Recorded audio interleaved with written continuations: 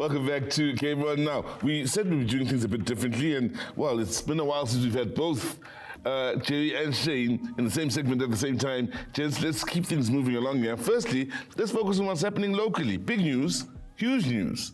In one side from the Northwest coming back, or the Northwest really returning to the top flight of South African football, and one side from the mother city now being relegated into the Motsepe Foundation. We take our hats off to Orbit College, of course, for doing a sterling job in qualifying. Let's firstly talk about these qualifiers, Jerry. I'll start with you. The quality of football, lack of goals, and your thoughts on Orbit and what they did that stood out that was so different from the others.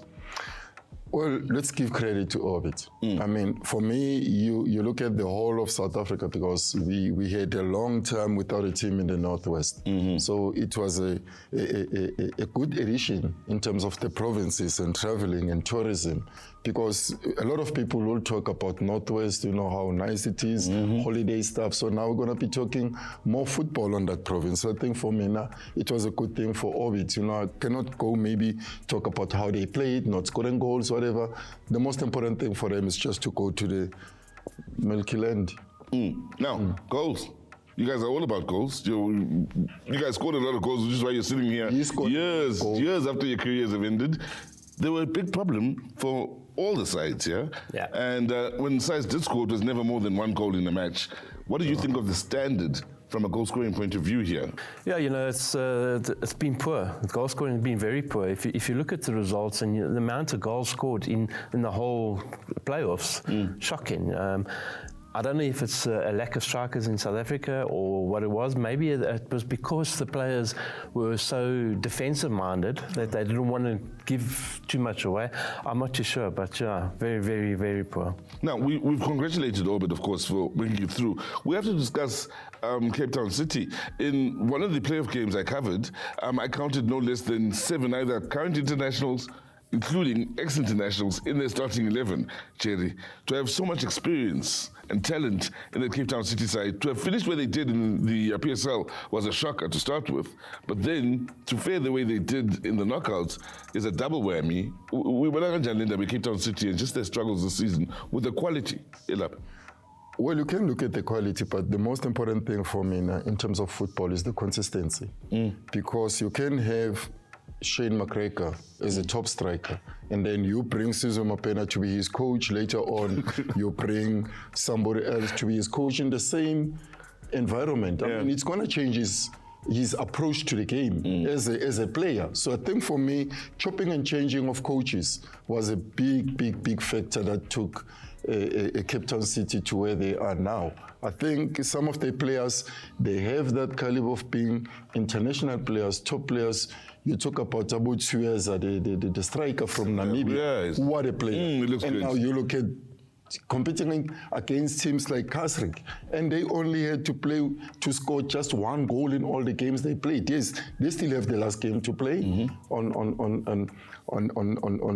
like today, I think so. So I think for me that would just be a friendly on Monday. Yes, but that would be just a friendly because obviously Orbit has done it all. So for me, Cape Town City, especially joint committees, there is still a lot that he needs to do in terms of how he wants to run the team to come back to the PSL. Well, we wish them luck in their future endeavors and hope if they are to make a return, it's a swifty one. Now, let's shift focus, talk about the big news in the way of club football, the world stage, of course. Mamelodi Sundowns rubbing shoulders with the very best.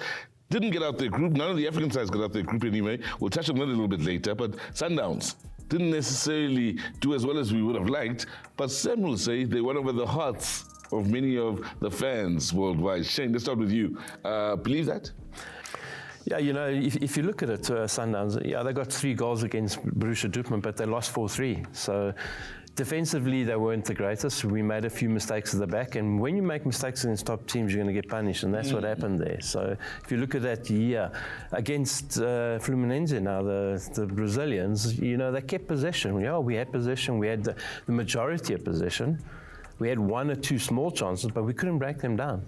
And that's the difference between top teams, European teams, South American teams, and us at the moment. We need to learn how to break teams down. But I think overall, you just look at the attitude Sundowns had. Yeah. You know, going into the first game, that was a pressure game because they're not sure of the Asian team, which was Ulsan. How are they going to bring to them? So for them to make sure that they guard against them in terms of not conceding goals, but at least getting a goal, of which that's what happened. And when they went to play Borussia Dortmund, I think for me, it was a lack of self-belief to say, we can do this better.